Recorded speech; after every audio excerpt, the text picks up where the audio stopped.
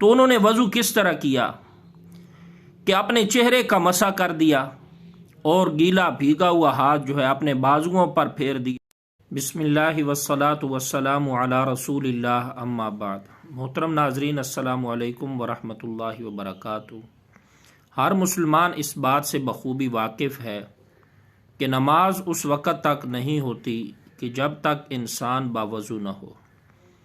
تو یہ وضو والا عمل یہ کتنا اہم ترین اور فضیلت والا عمل ہے کہ ایک موقع پر اللہ کے نبی صلی اللہ علیہ وسلم نے حضرات صحابہ کرام رضوان اللہ تعالی علیہم اجمعین کو مخاطب کیا اور ارشاد فرمایا کہ کیا میں تمہیں وہ عمل نہ بتاؤں، وہ کام نہ بتاؤں کہ جس کے ذریعے اللہ تبارک و تعالی تمہاری خطاؤں کو مٹا دے گا اور تمہارے درجات کو بلند کرے گا۔ حضرات صحابہ کرام رضوان اللہ تعالی علیہم اجمعین نے عرض کیا، کیوں نہیں یا رسول اللہ، ضرور بتائیے۔ تو حضور اکرم صلی اللہ علیہ وسلم نے یہ بات ارشاد فرمائی کہ تکلیف اور ناگواری کے باوجود کامل وضو کرنا یہ ایک ایسا عمل ہے کہ جس کے ذریعہ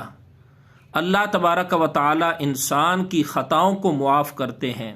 اور انسان کے درجات کو بلند کرتے ہیں۔ اور دوسرا عظیم عمل کہ کثرت کے ساتھ مساجد کی طرف اپنے قدم اٹھانا۔ اور تیسرا عظیم عمل جو اللہ کے نبی صلی اللہ علیہ وسلم نے اس موقع پر بتایا وہ یہ کہ ایک نماز کے بعد دوسری نماز کے انتظار میں رہنا۔ یہ ایک ایسا عمل ہے کہ جس کی بدولت انسان کے گناہ معاف ہوتے ہیں، خطائیں معاف ہوتی ہیں،